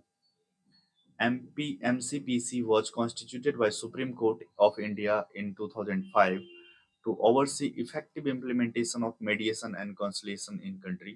It provides comprehensive training in mediation to legal professionals across the country and promote alternative dispute resolution mechanism. About alternative dispute resolution, ADR. ADR is a process in which dispute are addressed and settled outside of courtroom. ठीक है, बाहर बैठा करके आप लोगों के advocate रहेंगे और वो आपके रिजोल्यूस, आपका दोनों पार्टी का एडवोकेट होता है, प्लस वहाँ पे एक जुडिशियल अपॉइंट किए जाते हैं और उनके अंदर उसको डिस्प्यूट को रिजॉल्व किया जाता है। It offers to resolve all type of matters including civil, commercial, industrial and uses neutral third party to communicate and resolve dispute. About ADR, ये बेसिक है, देख लीजिएगा। आर्बिट्रेशन, मीडिएशन, कॉन्सलेशन, ये सबसे कुछ आता नहीं है वैसे। Domestic Arbitration and Conciliation Act 1996 as per the UNCITRAL model law applicable to all kinds of arbitrariness including commercial disputes। Global है, इंडिया का अपना अलग है। इसके बाद new Delhi international arbitration centre act 2019 India का, Indian council of arbitration India का है। ग्लोबल में क्या है, इंटरनेशनल कोर्ट ऑफ आर्बिट्रेशन है। अब ग्लोबल जैसे कि मान लो गूगल से इंडिया का कुछ, इंडियन किसी कंपनी का या गवर्नमेंट ऑफ इंडिया का कोई डिस्प्यूट है, तो इन दैट केस जो है उसको आप इंटरनेशनल कोर्ट ऑफ आर्बिट्रेशन में भी देख सकते हैं। ये एस्टेब्लिश जो है 1923 में ही हुआ था इंटरनेशनल चैम्बर ऑफ कॉमर्स के through. Permanent court of arbitration जो है established by convention for public settlement and international dispute 1899 the Hague में। इंडिया भी इसका पार्टी है, ये याद रखना। India, whether India is a part of permanent court of arbitration or not, they will ask you question in that manner and you have to answer yes, India is a part of permanent court of arbitration. And यूनिसिट्रल जो है model law जो है, ये international commercial मेडिएशन का है and international settlement agreement यहाँ से होता है। मेडिएशन एक्ट 2023 है, न्यूज में क्यों था, क्योंकि president of India granted assents to past mediation act 2023 asking to promote mediation as a preferred model of ADR in India. Key highlight है, कुछ खास नहीं है, ये सब बहुत ज्यादा इंपॉर्टेंट उतना नहीं है, ठीक है। इसके बाद क्या है, लोक अदालत के बारे में देख लेते हैं। थोड़ा न्यूज में रहता है लोक अदालत। न्यूज में क्यों था, सुप्रीम कोर्ट ऑर्गेनाइज्ड स्पेशल लोक अदालत on 75th year of establishment of dispute settlement. About लोक अदालत, पीपल्स कोर्ट। लोक अदालत मतलब क्या हुआ, इसका लोक मतलब पीपल, पीपल का मतलब लोग हिंदी में, और कोर्ट मतलब अदालत, तो लोक अदालत। लोक अदालत इस, यहाँ से ना क्वेश्चन बनता है और क्वेश्चन पूछती भी है कमीशन, अच्छी क्वेश्चन पूछती है, अच्छा खासा क्वेश्चन यहाँ से पूछा जाता है। Lok Adalat is one of the alternative dispute redressal mechanism establishment according to statutory status and Legal Service Authorities Act 1987. In 2002, Act was amended to establish permanent Lok Adalat for public utility services which are guided by principle of natural justice. Power is they are not bound by Code of Civil Procedure 1908 and भारतीय साहित्य अधिनियम 2023, माफ करना, भारतीय Sakshya Adhiniyam 2023। Power, they are not bound by code of civil procedure 1908 and Bharatiya Sakshya Adhiniyam 2023।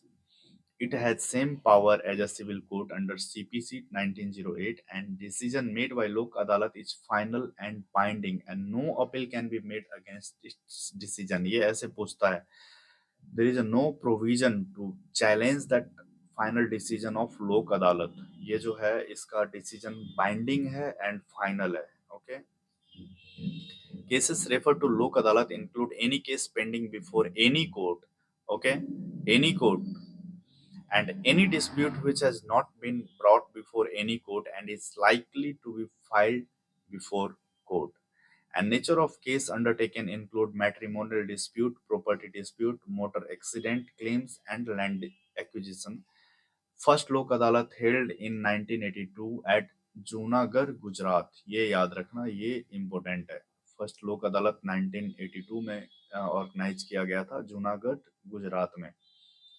Free legal aid अपने polity के DPSP का part है, आर्टिकल 39A इसमें आता है। तो supreme court issue direction for legal service authorities to ensure access to free legal aid for the prison inmates. और ये 2020 में शायद पूछा गया है क्वेश्चन, 2020 या 21 में, about free legal add in India. It refers to the provision of free legal services to individuals who are unable to afford legal representation or access to the judicial system. Legal aid can include legal advice, representation in court proceeding, mediation, negotiation, and alternative dispute resolution mechanism. Constitutional provision है कुछ, article 29 21 है, no person shall be deprived of the risk life deprived of his life or personal liberty except according to the procedure established by law. And article 39 is talking about ensure justice are not denied by any citizen because of economic or other disabilities. It was added by the 42nd Constitutional Amendment Act 1976. The statutory provision for legal aid, Legal Service Authority Act 1987 to consolidate LSA, National Legal Service Authority NALSA, and State Legal Service Authority SLSA and District Legal Service Authorities were accordingly constituted. Section 348 341 of भारतीय नागरिक सुरक्षा संहिता के अंदर आता है ये।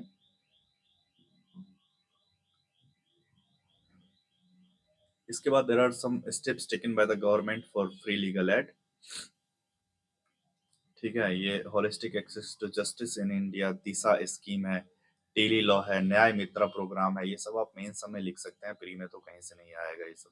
National legal service authority जो है NALSA है, ये इंपॉर्टेंट बॉडी है, आप इसको देख सकते हैं। It is statutory body constituted under article legal service authority act 1987 to provide free and competent legal service to weaker section of the society. Function is formulate policies, principle, guideline, and frame effective scheme for a state legal service authority to implement legal service program and all, monitor and evaluate implementation legal program, organize लोक अदालत and all, ये सारी चीजें हैं। हाँ, इसी पे question आया था 2020 या 21 में, शायद यूपीएससी ने पूछा था।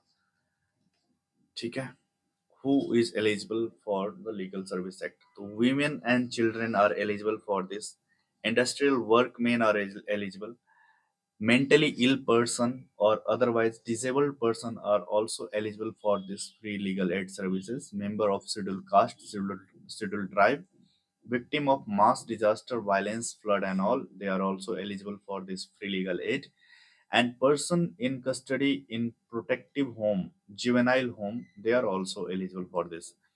Victim of trafficking comes under article, अपन जो article 23 24 पढ़ते हैं उसमें, and person whose annual income is less than amount prescribed by the representative state government if the case is before court and then Supreme Court, and less than rupees 5 lakh if case is before Supreme Court. Supreme Court state में define करता है state, और supreme court में 5 लाख का parameter है। यदि कोई person 5 lakh से किसी का इनकम कम है तो he is also eligible for free legal add. Here tribunal system in India, so we'll see tribunal system. Allahabad high court held that, news में इसलिए था क्योंकि Allahabad high court held that the appeal against an order of central administrative tribunal CAT while exercising contempt jurisdiction under Administrative Tribunal Act 1985 lies before Supreme Court only, not the High Court। ठीक है, ये tribunal system in India, जो tribunal system है अपना, जो central administrative tribunal है, state administrative tribunal है, इसके रिगार्डिंग अभी इलाहाबाद हाई कोर्ट ने ये देखा है कि appeal against an order of central administrative tribunal CAT while exercising contempt jurisdiction under Administrative Tribunal Act 1985 lies before Supreme Court only, not the High Court। ठीक है, तो ये यहाँ पे कुछ देखते हैं ट्राइब्यूनल सिस्टम के बारे में। इसका जो नेचर होता है ना, क्वाजी जुडिशियल होता है ट्राइब्यूनल्स, जो है अपना एडमिनिस्ट्रेटिव ट्राइब्यूनल का, and objective to reduce case hold of the judiciary and bring in subject expertise for technical matters. And constitutional recognition जो है ये आर्टिकल 323 ए में आता है एंड आर्टिकल 323 बी में आता है। CAT was established under article 323 A, central administrative tribunal, और स्टेट एडमिनिस्ट्रेटिव ट्राइब्यूनल जो है 323 बी में आता है। ठीक है, जुरिस्डिक्शन जो है आपको dispute and complaints, writ jurisdiction and condition of service of the person appointed to public service commission and post in connection with affair of union and other authorities under control of the government. In 2010, Supreme Court clarified that subject matter under Article 323b are not exclusive and legislature are empowered to create tribunal on any subject matter under their purview and specified of 7th schedule. Jurisdiction जो है इसका, its tribunal is given a specific jurisdiction to hear and decide cases within its designated area of expertise. And some tribunal have appeal jurisdiction. Appeal जो है ये आपको usually lies with concerned high court and supreme court. So यहाँ पे differences between tribal and court के बारे में कुछ है, just take a glance. Establishment जो है ट्राइब्यूनल का एक्ट बाय पार्लियामेंट है। ये जो कॉन्स्टिट्यूशनल बॉडी है कोर्ट, इसमें तो कोई राय होना ही नहीं चाहिए, जैसे सुप्रीम कोर्ट है, honourable supreme court, high court and जो डिस्ट्रिक्ट कोर्ट होता है। Insertion via article 42 CAA, via article नहीं है ये, 42 कॉन्स्टिट्यूशनल अमेंडमेंट है, 42 constitutional amendment act 1976 by adding Article 323A Administrative Tribunal and 323B for the matter like taxation and reform. Recommended by स्वर्ण Singh committee. स्वर्ण Singh committee ने ना फंडामेंटल जो है ड्यूटीज का भी रिकमेंडेशन दिए थे आर्टिकल 51A में। ठीक है, याद रखिएगा ये सब 42nd अमेंडमेंट एक्ट के थ्रू आया था। पर्पस जो है dispute and complain on a specific matter and to interpret and maintain law and order of the jurisdiction and give decision on civil and criminal cases. Procedural compliance जो है इसका, not bound by specific procedure but governed by principle of natural justice and bound by procedural code. This about court. Member a mix of judicial and expert, special knowledge and judicial only. Power जो है limited to law under which they are set, and power to use all enacted law before making the decision. ठीक है, bell है, bell क्यों news में था देख लेते हैं अपन। न्यूज में था, recently a two-judge bench of the Supreme Court of India in Jalaluddin Khan versus Union of India case ruled that bail is the rule, jail is the exception, even in a special statute like UAPA 1967। ठीक है, तो ये देखिए bell जो है rule है but jail जो है ना एक्सेप्शन है। Alright, Jalaluddin Khan versus union of India का केस है, UAPA का केस है। Court observe that denying bail in deserving case is violation of right under article 21। ये काफी महत्वपूर्ण है। आर्टिकल 21 जो है अपने इंडिया का, कॉन्स्टिट्यूशन ऑफ इंडिया का बहुत ही इंपॉर्टेंट राइट आर्टिकल है ये। लीगल प्रोविजन ऑफ बेल जो है, bail in bailable offence section 497 of the Bharatiya Nagarik सुरक्षा संहिता BNSS 2023 के अंदर आता है। मैक्सिमम पीरियड जो है अंडर ट्रायल, ये सब बेसिक है, ये इतना नहीं पूछेगा। Form of bail in India, इस पे क्वेश्चन आया था आई गेस 2022 में पूछा था या 2022-21 में पूछा था, बेल पेरोल के रिगार्डिंग क्वेश्चन था। तो रेगुलर बेल जो है granted by the person already arrested and in police custody. Interim bail जो होता है आपको, temporary bail is granted before hearing for regular और एंटिसिपेटरी बेल। डिफॉल्ट बेल जो होता है granted when police fail to file a charge sheet within prescribe period. अब मान लो कोई बंदा कस्टडी में है लेकिन उसको कोर्ट ने ऑर्डर दिया है कि आप 2 महीने के अंदर इसके रिगार्डिंग चार्जशीट पेश कीजिए, लेकिन पुलिस फेल है तो उसको फिर डिफॉल्ट बेल दिया जाएगा। एंटिसिपेटरी बेल जो है ये प्रिकॉशनरी बेल है, is granted before arrest for a non bailable offence. Non bailable offence means कि उसमें आपको जेल जाना ही पड़ेगा, आप बिना जेल गए आपको बेल नहीं मिलेगा, that is a non bailable offence. आपको मेजर टेकन फॉर बेल, ये कुछ है, ई प्रिजन सॉफ्टवेयर है, प्ली बार्गेनिंग है, ये सब नहीं पूछेगा यार, ये क्या। ये सब तो मेंस, मुझे लग रहा है ये PT 365 ना, पीटी नहीं मेंस के लोगों को भी पढ़ना चाहिए। मेंस वाले को भी मेंस पढ़ने की जरूरत नहीं, इसी से हो जाएगा, बस लैंग्वेज बना दो इंट्रोडक्शन एंड कंक्लूजन वाला। अदर इम्पोर्टेंट न्यूज में क्या है, ग्राम न्यायालय है, ग्राम न्यायालय इम्पोर्टेंट है, ये इम्पोर्टेंट है, इसको बढ़िया से देख लेना। तो स्टैटिक में भी supreme court raise concern regarding the feasibility of setting of Gram Nyayalaya as mandated by the Gram Nyayalaya act 2008। की फीचर ऑफ द ग्राम न्यायालय, पर्पस क्या है इसका, secure justice are not denied to any citizen reason of social economic and other disabilities. Statutory backing जो है under gram Nyayalaya act 2008, set of Gram न्यायालय statute है, न्यायाधिकारी होना चाहिए, जुरिस्डिक्शन जो है मोबाइल कोर्ट होना चाहिए, both civil and criminal jurisdiction होता है ग्राम न्यायालय के अंदर, डिस्प्यूट प्रोसेस जो है conciliation between the parties and Indian evidence act, ये जो है प्रिंसिपल ऑफ नेचुरल जस्टिस के थ्रू काम करती है। Indian evidence act that is known as Bharatiya Sakshya अधिनियम नाउअडेज। तो ये है कंटेम्प्ट ऑफ कोर्ट है, ये हमेशा ही न्यूज में रहता है, कोई ना कोई कंटेम्प्ट ऑफ कोर्ट में रहता ही है, मतलब फेमस पर्सनालिटी सभी।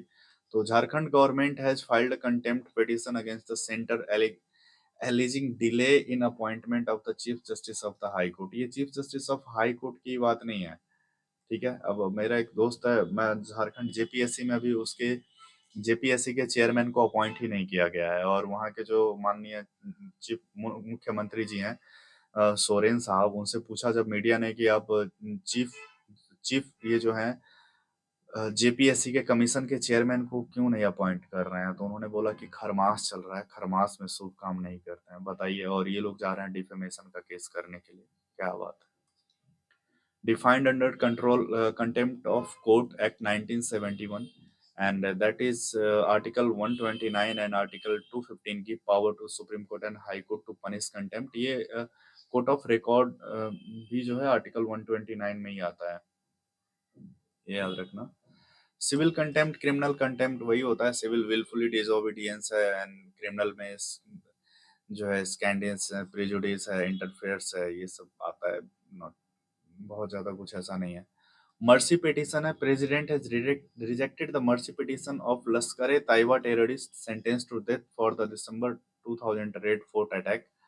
ये याद रखना that article 72 empower the president of India to grant pardon, reprieve, respite and suspend, remit, commute the sentences by a court martial also and sentence to death। ये सब court martial and sentence to death are not comes in the power of governor, ठीक है। यहाँ पे और कुछ जो है न्यूज इन शॉर्ट्स वाला टॉपिक, इसको देख लेते हैं। क्यूरेटिव पिटीशन है, supreme court quartz arbitral award against Delhi metro rail corporation. About curative petition, it is a last constitutional remedies available for the person whose review petition article 137 has been dismissed by Supreme Court, ठीक है। गिवन से Rupa Ashok Hurra versus Ashok Hurra and another. ये creative power of the court of laws article 142 power to complete justice के बारे में, and curative petition is entitle to violation of principle of natural justice and जज fail to dissolve disclose his connection with the subject matter, and there is an apprehension of bias and judgment adversely affects petitioner। Alright, now here fast track special court के बारे में है। Fast track special court are much more effective in handling rape case and those related to protection of children from sexual offence, POCSO act, according to report release तो India child protection, इसके द्वारा कहा गया है कि जो fast track special court है ये ज्यादा बढ़िया से काम कर सकता है। ये सब है कुछ। इसके बाद में fast track special court are link to the national judicial data grid. National judicial data grid जो है आपको इसमें सारा जुडिशियल रिलेटेड स्टोर है, सुप्रीम कोर्ट के द्वारा इसका उद्घाटन किया गया था। Zero F I R case against former minister for allegedly making objectionable comments against Telangana chief minister. ये जीरो एफआईआर क्या होता है, ये irrespective of the area where the offence is committed कहीं भी रजिस्टर्ड किया जाता है, and once registered it is transferred to the approved police station for investigation. No regular FIR number is provided initially. FIR का full form होता है first instance report, sorry first information report, ठीक है। तो इसका जब आप करेंगे तो नंबर आता है। तो there is no regular FIR number is provided initially. The relevant police station registered a new FIR for investigation. The provision for zero FIR is comes under section 531 of the भारतीय नागरिक सुरक्षा संहिता 2023 based on the Judicial Burma Committee, justice Burma committee. इसके बाद है doctrine of कवरेचर, doctrine of कवर्चर, कवर्चर, हाँ ठीक है यही होगा, कवर्चर। माफ करना यार प्रोनाउंसिएशन यदि सही नहीं हुआ हो, तो हम स्पेनिश या फ्रेंच नहीं बोल पाते हैं। Doctrine of Curvature, Supreme Court to hear petition challenging marital rape exception under Section 375 and Section 63 of IPC and Bharatiya Nyaya Samhita 2023 respectively. Supreme Court Joseph Sain versus Union of India 2018 held that MRE esteem and the doctrine of curvature. Doctrine of curvature legal doctrine होता है, and that is under English common law that places a married woman under the cover of her husband, treating them as a single entity. It suspends the very being legal existence of a woman after marriage, and in theory, it seeks to pass on her property to the husband, restricting her ability to hold property, enter into contract. Doctrine of harmonious construction जो है, ये आपको basically while refusing to condone the delay, supreme court laid down principle to provide harmonious construction to section 3 and 5 of limitation act.